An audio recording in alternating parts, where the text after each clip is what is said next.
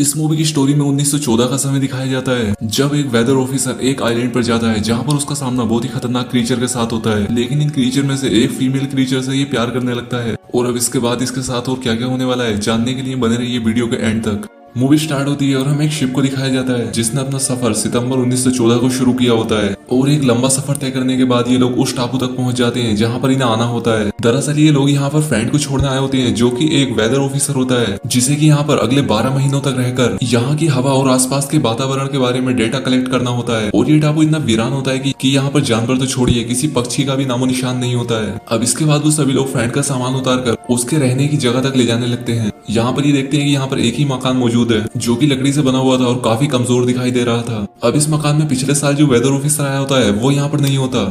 अब फ्रेंड को घर की खिड़की से देखने पर सामने उसे एक लाइट हाउस नजर आता है और इसीलिए पिछले ऑफिसर को देखने के लिए जहाज का कैप्टन और फ्रेंड वहां पर चले जाते हैं। अब ये लोग उस ऑफिसर का पता लगाते हुए लाइट हाउस के अंदर आ जाते हैं। अब यहाँ पर इन लोगों को एक आदमी सोता हुआ मिलता है और इन लोगों के उठाने के बाद भी वो काफी देर में उठता है और इस आदमी की हालत काफी ज्यादा खराब लग रही थी और इस आदमी को देखकर ऐसा लग रहा था जैसे ये कई महीनों से ना नहाया हो। अब इन लोगों के पता करने पर ये आदमी अपना नाम गर्नर बताता है। अब यहाँ पर कैप्टन गर्नर से पहले वाले वेदर ऑफिसर के बारे में पता करता है। वो इससे कहता है कि क्या तुमने उसे देखा है, हम उसे यहाँ पर लेने के लिए आए हैं। गर्नर इन्हें बताता है कि वो काफी समय पहले ही यहाँ से चला गया था और अब उसके बारे में कुछ भी पता नहीं है। गर्नर कहता है कि मैंने काफी लंबे समय से उसे देखा ही नहीं है। अब कैप्टन इस टापू से जाने से पहले फ्रेंड को एक गन देता है ताकि वो मुसीबत पड़ने पर अपना बचाव कर सके। कैप्टन इससे कहता है कि तुम अपना ध्यान रखना, हम 12 महीने के बाद तुम्हें लेने के लिए आएंगे।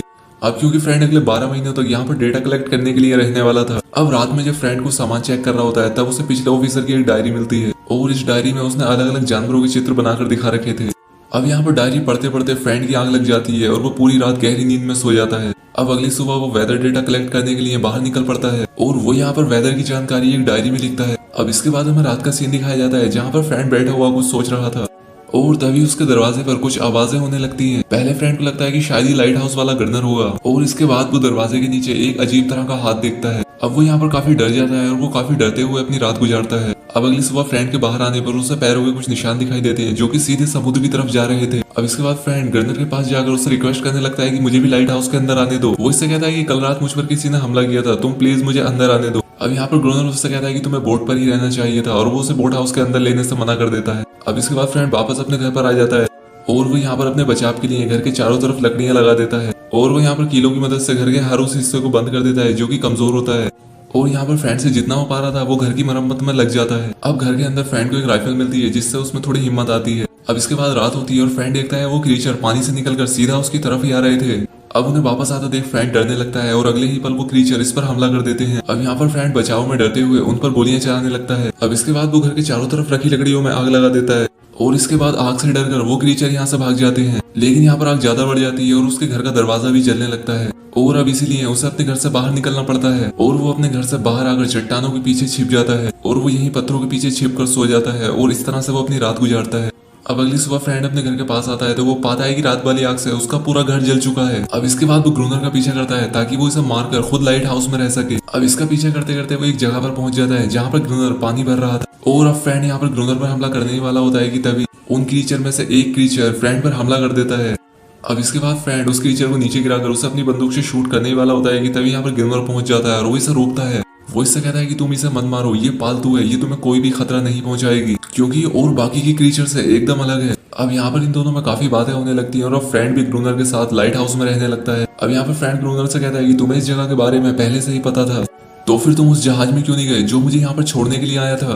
जिस पर ग्रोनर उससे कहता है कि अब इस जगह पर मुझे मजा आता है और मैं यहाँ से नहीं जाना चाहता। अब रात के वक्त ग्रोनर फ्रेंड से अपनी राइफल लेकर ऊपर आने के लिए कहता है और ये दोनों यहाँ पर बातें करते हुए पहरा देने लगते हैं। अब इसके कुछ देर बाद क्रीचर पानी से निकलकर बाहर आने लगते हैं। अब उनके यहाँ पर आने पर फ्रेंड उन्हें शूट ही नहीं कर पाता और डर के मारे वहीं पर बेहोश हो जाता है और अब ग्रोनर को रात भर उनसे अकेले ही लड़ना पड़ता है। और अब इसीलिए अगली सुबह ग्रोनर गुस्से में होता है क्योंकि उसे फ्रेंड से ये उम्मीद नहीं थी कि वो इतना ज्यादा डरपोक है। अब अगली सुबह ग्रोनर फ्रेंड को नींद से जगाकर उससे पानी भरकर लाने को कहता है। अब फ्रेंड जब पानी भरकर वापस लौटता है तो देखता है कि ग्रोनर उस क्रीचर के साथ है और उसे क्रीचर के साथ ऐसा करते देख काफी ज्यादा अजीब लगता है। अब इसके बाद ये लोग शाम को अपना खाना बनाकर खा रहे होते हैं। यहाँ पर ग्रोनर फ्रेंड से कहता है कि तुम्हारे पास एक और मौका है क्योंकि फ्रेंड कल रात पहले ही डरकर बेहोश हो गया था। अब रात होती है और ये दोनों फिर से पहरा देने लगते हैं और तभी यहाँ पर बहुत सारे क्रीचर फिर से आने लगते हैं और तभी ग्रोनर जानबूझकर अंदर का दरवाजा बंद कर लेता है और यहाँ पर फ्रेंड को अकेले ही बाहर लड़ने के लिए छोड़ देता है। अब फ्रेंड दरवाजा खोलने के लिए बाहर से चिल्लाते लगता है, लेकिन ग्रूनर अंदर जाकर सो जाता है। अब अगली सुबह ग्रूनर के दरवाजा खोलने पर फ्रेंड बाहर थका हुआ बैठा मिलता है। अब यहाँ पर फ्रेंड सोचने लगता है कि मैं और ग्रूनर साथ रहते हुए भी काफी अलग हैं। वो कहता है कि मुझे नहीं पता मैंने इस टापू पर आकर सही किया या नहीं, और मैं यहाँ पर बस अपने दिन ही गिन रहा हूँ। वो कहता है कि मुझे इंतजार है कि कब 12 महीने पूरे होंगे और मैं घर वापस जा सकूंगा। यहाँ पर समय ऐसे चलता है मानो जैसे रुक गया हो, और ये सब मुझसे बर्दाश्त नहीं होता। अब अगले काफी हफ्ते बीत जाते हैं और इन पर कोई भी हमला नहीं होता। अब रात को पहरा देते हुए फ्रेंड गर्दन से कहता है कि शायद वो हमसे डर गए हैं और इसीलिए वो हम पर हमला करने के लिए वापस नहीं आ रहे हैं। जिस पर ग्रूनर उससे कहता है कि ये तुम्हारी गलतफहमी है, मैं उन्हें अच्छे से जानता हूँ, वो अपनी तादाद बढ़ा रहे हैं और वो तभी आएंगे जब वो अगले हमले के लिए पूरी तरह से तैयार हो जाएंगे। अब समय के साथ साथ फ्रेंड उस फीमेल क्रीचर को भी समझने लगता है और अब इस क्रीचर से इसका डर भी एकदम खत्म हो चुका है और अब वो इस क्रीचर का नाम एनेरिस रख देता है। अब क्योंकि लोगों पर कई हफ्तों से हमला नहीं हुआ था इसलिए ये लोग आराम करते हैं। अब ग्रूनर फ्रेंड को चेस खेलने के लिए बुलाता है और ये दोनों यहाँ पर खेलने लगते हैं। अब यहाँ पर खेलते वक्त फ्रेंड गर्नर को बताता है कि इन क्रीचर के खून में एंटी फ्रीज प्रोटीन है और इसीलिए ये क्रीचर ठंडे मौसम में भी बिना किसी दिक्कत के रह पाते हैं और ये पानी के अंदर भी साफ साफ देख सकते हैं। वो कहता है कि हम इन्हें रिसर्च के लिए ले जा सकते हैं और इससे हमारा काफी ज्यादा नाम होगा। अब वो यहाँ पर बातें कर ही रहे होते हैं कि तभी उन पर हमला होता है और आज वो लाइट हाउस की लाइट भी ऑन करना भूल गए थे। अब ग्रूनर और फ्रेंड बाहर आकर जल्दी से उनसे लड़ने लगते हैं। अब जैसा कि ग्रूनर ने पहले बताया था कि आज क्रीचर की तादाद बहुत ही ज्यादा होती है। अब यहाँ पर लड़ते वक्त उनकी गोलियां खत्म हो जाती हैं और इसलिए उन्हें यहाँ से भागना पड़ता है और इसी बीच एक क्रीचर ग्रूनर के पैर को जख्मी कर देता है। अब इसके बाद फ्रेंड ग्रूनर को ऊपर खींचता है और गेट बंद कर देता है और अब ये लोग पूरी तरह से उन क्रीचर से घिरे हुए होते हैं। फ्रेंड इससे पूछता है कि अब हम क्या करें। अब यहाँ पर ग्रूनर गाना गाने लगता है और ये लोग सुबह तक इसी उम्मीद में बैठे रहते हैं कि कोई भी क्रीचर शीशा तोड़कर अंदर ना आ जाए और इसके बाद सुबह होते ही ये सभी क्रीचर पानी में वापस जाने लगते हैं। अब हम यहाँ पर देखते हैं कि एनेरिस ग्रूनर की जख्म को चाट कर ठीक कर रही होती है क्योंकि उसकी लार में कुछ ऐसा होता है जो कि जख्म को ठीक कर देता है। दूसरी तरफ फ्रेंड बाहर आता है और वो दूर एक समुद्री जहाज को देखता है। अब वो उसे देखकर काफी खुश होता है और जल्दी से एक फ्लेयर लाने के लिए चला जाता है, लेकिन गर्नर ऐसा नहीं चाहता था कि इस टापू पर कोई आए क्योंकि वो खुद को यहाँ का राजा मानता था क्योंकि उसे ये जगह बहुत ज्यादा पसंद होती है। अब उस जहाज को दूर जाता देख फ्रेंड काफी ज्यादा दुखी होता है और अब ऐसे ही टापू पर घूमते हुए उसे एनेरिस दिखाई देती है जो कि यहाँ पर डरी हुई बैठी होती है। अब इसके बाद फ्रेंड उसके पास जाकर उससे बात करता है और उसे लकड़ी से बनी हुई एक बोट दिखाता है और उससे कहता है कि ऐसे ही एक जहाज से मैं यहाँ पर आया था।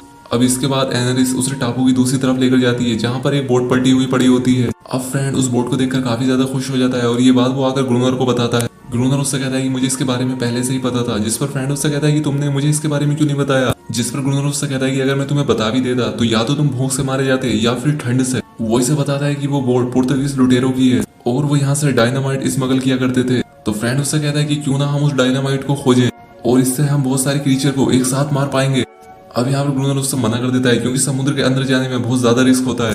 अब इसके बाद ग्रूनर फ्रेंड को एनेरिस के साथ नहाता देखकर काफी ज्यादा चिढ़ जाता है क्योंकि ग्रूनर उस क्रीचर से प्यार किया करता था। अब इसके बाद ग्रूनर फ्रेंड के पास आता है और उससे कहता है कि मेरा मन बदल गया, हम डायनामाइट खोजने के लिए चलेंगे लेकिन उसे पानी के अंदर ढूंढने के लिए तुम ही जाओगे। अब अगले दिन ये दोनों बोट लेकर वहां पर जाने लगते हैं जहां पर वो पोर्तुगीज शिप डूबा होता है।